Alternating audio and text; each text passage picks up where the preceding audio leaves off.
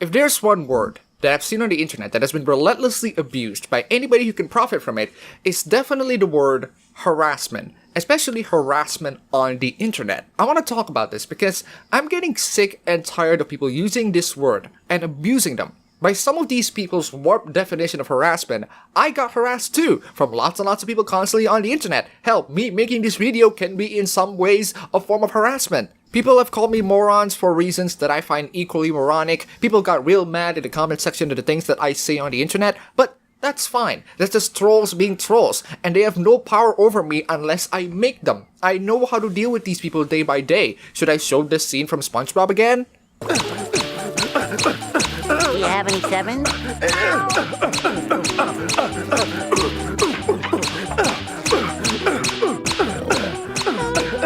Harassment on the internet is something that everybody suffered from. Everybody on every part of the internet has suffered from some form of abuse. The problem is, and always going to be, how you're gonna handle such abuse. And the way you handle these abuses from the internet will speak a lot of your character and how you personally would handle your problems. You can either grow up and ignore these internet trolls, or make a huge fuss about them. And by the time you do make a huge fuss about them, that's where they finally embrace themselves of how powerful they are. That's when they realize that they can hold the power over you. The only way to make them feel powerless is to ignore them, because words on the internet cannot hurt you. Which brings me to ask a question. These internet trolls, they can either be sad, pathetic losers who are in their mother's basement screeching over things people say on the internet, or they can be a horrible, disgusting, intimidating presence that will friend the very foundation of our society. In other words, they can be either a threat or not a threat. Which one is it? Your narrative is crumbling by the time you treat something that you very well know is coming from pathetic losers and treat them as if they're threatening and treat them as if they have power over you. Now, for those of you who have been following, am I talking about that time where Anita Sarkeesian harassed Sargon at VidCon? Well, yes, but the actual event itself isn't my main concern. I think all of you already heard the news by now, but if you haven't, well, Anita basically had this panel on VidCon about women online, and after one person asked a question, she then pointed at Sargon, who is a prominent critic of Anita, and called him a garbage human being. If you Google my name on YouTube, you get shitheads like this dude who are making these dumbass videos that just say the same shit over and over again. It's like, I hate to give you attention because you're a garbage human. Whatever, dude.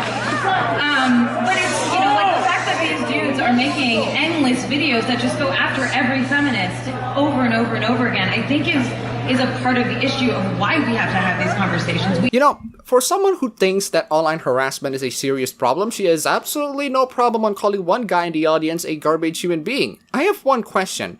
If Sargon is a garbage human being for simply attending the panel, what does that make me? Sure, I didn't attend the panel, but unlike Sargon, I make more videos about you in recent times before VidCon. If he's a garbage person for simply showing his face in there, then wouldn't I be a dumpster person, or a landfill person, or a person whose bodies might as well end up in viscera cleanup details? I don't know, Anita Senpai, you tell me. Anyway, the reason why I want to make this video is because of Anita, VidCon, and Hank Green's response throughout the entire thing, which speaks volumes on the kinds of characters that are handling this huge event. While I'm personally not a fan of Anita, I like the Vlogbrothers, which is why I find it so disappointing that they would just do this. All Sargon wants is to hold Anita based on her own rules and standards. It isn't, oh no, my feelings are hurt because you called me a garbage human. It's, you broke the rules by calling me a garbage human. You need to be held accountable by the rules of the panel. But what is the response to being held accountable by your own rules of harassment? Well, in short, despite the fact that Anita is breaking the VidCon rules, Anita, the Vlogbrothers, and VidCon all double down on their claims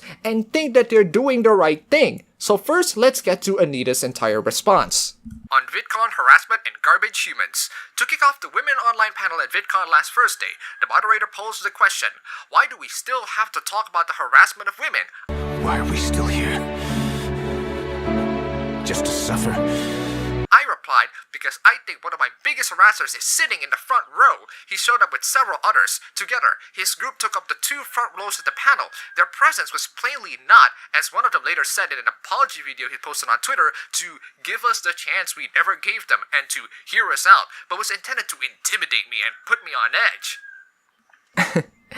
Anita, you have never given any of these people a chance to talk to them. You have never given any of these people a chance to hear what they have to say. You just say, oh, I am intimidated by them and they put me on edge. Jesus Christ, Anita. You're dealing with Sargon. I saw Bunty in there. There's Chris Raygon in there. You also dealing with the Warski brothers. But hey, it could be worse. You can attend their live shows and have Chris call you and every guest a fucking piece of shit. Watch this. Oh no! Oh no! What did he do? Yeah. He's a fucking piece of shit. Oh no! This is why I call everybody a piece of shit on the show. The Warski brothers. They have called me a piece of shit. Chris actually called me a dick. Yeah, he's a dick. Imagine He's a like dick. I mean, I didn't do nothing. I'm completely innocent. I'm just recommending them an anime. It's called Boku no Pico. delete, burn it. You didn't even open an incognito window. Okay.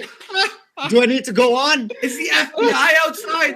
right. Close this shit. All right. Hey, in some ways I can see how the Warskis are friending you because they're not exactly nice in their videos. Don't worry, they're actually very cool people. In fact, Andy is hilariously easy to troll, even though I have no intentions in trolling him. What's weeb? I don't know, it's just a name. You don't know what Weeb is. Weeb is someone who basically they lump everybody who loves Japanese stuff as Weeb. Okay, so I like, okay, yeah, I'm a weeb. I like Japanese stuff. Wait, like, stop trolling me. What are you doing? I know. I promise not to put that in the video, but I had to. That's just too hilarious.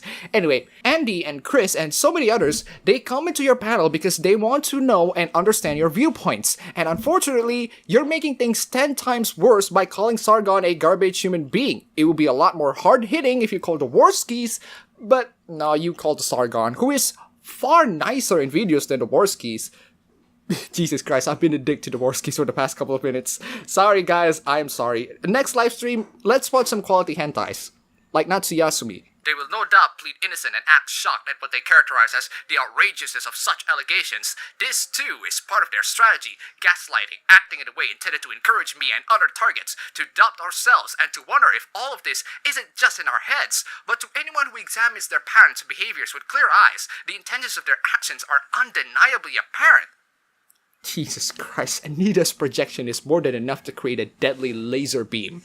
Carl is a man who literally profits from harassing me and other women. He makes over $5,000 a month on Patreon for creating YouTube videos that mock, insult, and discredit myself and other women online. And he's not alone. He is one of several YouTubers who profit from the cottage industry of online harassment and anti-feminism. Together, these people have millions of followers who are regularly encouraged by the videos and tweets of these individuals to harass me and other women who make videos daring to assert the basic humanity of women, people of color, trans folks, and members of the other marginalized groups. Hey, come on, Anita, that's not fair. I'm a member of the marginalized group too. I was the Southeast Asian guy that you defended in your Far Cry 3 video. You defended me from the horrendously racist game Far Cry 3, which... Thanks, Anita. Thanks for calling one of my favorite games in the past decade racist because you are offended on my behalf. And again, this level of projection... I'm convinced that she's going to make some form of a laser beam at this point, and she's going to shoot it to anybody who doesn't know her. Let me replace the sentence a bit. Anita is a woman who literally profits from harassing me and other gamers. She makes millions of dollars on Kickstarters and many other places for creating YouTube videos and articles that mock, insult, and discredit myself and other gamers online. And she's not alone. She's one of the several YouTubers who profit from cottage industry of online harassment and feminism. Together, these people have millions of followers who are regularly encouraged by the videos and tweets of these individuals to harass me and other men and gamers who make videos daring to assert the basic humanity of men, white people, cis folks, and gamers from many other marginalized groups. I don't know if this is laser beam projection or Sargon's law. Because of the constant flood of threats and harassment I have received over the past 5 years simply for being a woman who argues for the basic humanity of women in a deeply misogynistic culture, I went for a very long time rarely participating in public conversations. And I got called a piece of shit for recommending an anime. See, I can play Who's Being More Disingenuous game too. Being a target of cybermob harassment is a traumatizing experience. Though harassers seek to deny this, one tactic of theirs is to dismiss this very idea, to say that everyone online is treated the same, everyone online gets called names sometimes. I'm reading through this entire thing, and it's nothing but Anita crafting a super mega death ray beam out of her horrendous projection. Anita, that's right. Everybody online gets treated the same. You know what's different? How you deal with them. I get harassed constantly online. There are times in which I got harassed because I am brown. I got stereotyped as a terrorist a lot of times, including by you, Anita. I don't cry about it. I can make these people to have power over me by crying about it, or I can make these people to be an insignificant piss in the ocean. And by you calling Sargon a garbage person, you are actually perpetuating the harassment. It's okay when you do it. Again, you have rules and standards like don't harass others, and here you are harassing others. In fact, there's simply no comparison between being occasionally mocked or insulted online as a male anti-feminist who occupies a position of power in an overwhelmingly sexist, patriarchal culture, and being a woman who receives a never-ending torrent of abuse while fighting tooth and nail to create an online culture that is a little less misogynistic and a little more equitable. You know, Anita, your standards of who deserves to be a victim is based on how many times people are being abused on the internet. Let's just say the abuse that Sargon suffered is the same as yours. You cheated your numbers by lumping legitimate criticisms and also simply showing up to your panel as harassment. That's why the amount of harassment is bigger than the anti-feminists, and that's why you would consider there's no comparison. You cheated your numbers, and this is just the first of our lineup of cheats. However, despite the torrent of harassment, I recently made a conscious decision to participate more regularly in panels and conversations at public events, because I wanted to engage with people who show up in good faith to listen to our ideas. But let me make something very clear. When you have a history of harassing someone for years, and you showed up at the front row of their panel with a camera and an entourage, that is not an act of good faith. To put it mildly, that is in itself an act of harassment and intimidation. In other words, if you show up in the front seat of my panel, that's harassment and intimidation.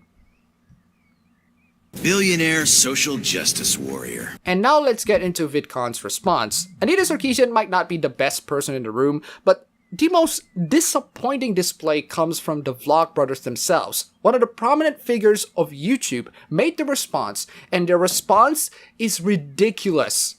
VidCon has a tagline. It's for people who love online video. But of course, in addition to celebrating, this event has also always been about confronting difficult issues our community faces. It is openly known that women on the internet are subject to far greater amounts and intensity of harassment and abuse than men. This is a pattern. Stop. There was a national campaign in the UK to combat online misogyny through a Twitter analysis.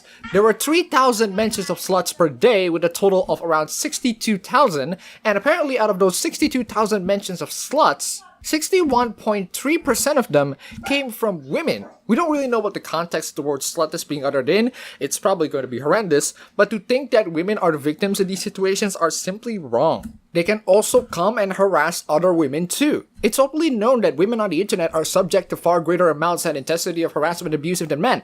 Well, there needs to be a lot more substance in that sentence. According to Pew, 4 in 10 internet users are victims of online harassment, with 18% in more severe forms and 22% in less severe forms. Young women experience particularly severe forms of online harassment. They suffer a lot more than men on being stalked and sexually harassed, while they receive close numbers to men in terms of other harassment. However, men are more likely to suffer from different varieties of online harassment. Almost half of the people confronted the person who harassed them online, or unfriended or blocked the person. They also reported said person to the website and made other ways to deal with them. My question is, to you, Hank and John, what constitutes as harassment? You love to use this word so many times, but I don't know what your exact definition is. Why is attending someone's panel considered to be harassment? There's a fairly prominent genre of social political commentary on the internet that focuses on specific individuals as a path to attack ideas and build outrage. These creators do not violate harassment policies, but the result is often that the vitriol of the followers ends up focused not on ideas,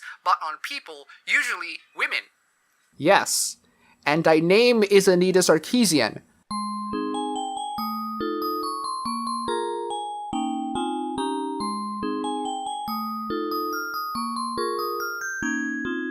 Don't ever think for 1 second that you are not guilty for the things that you accuse people of doing, Anita.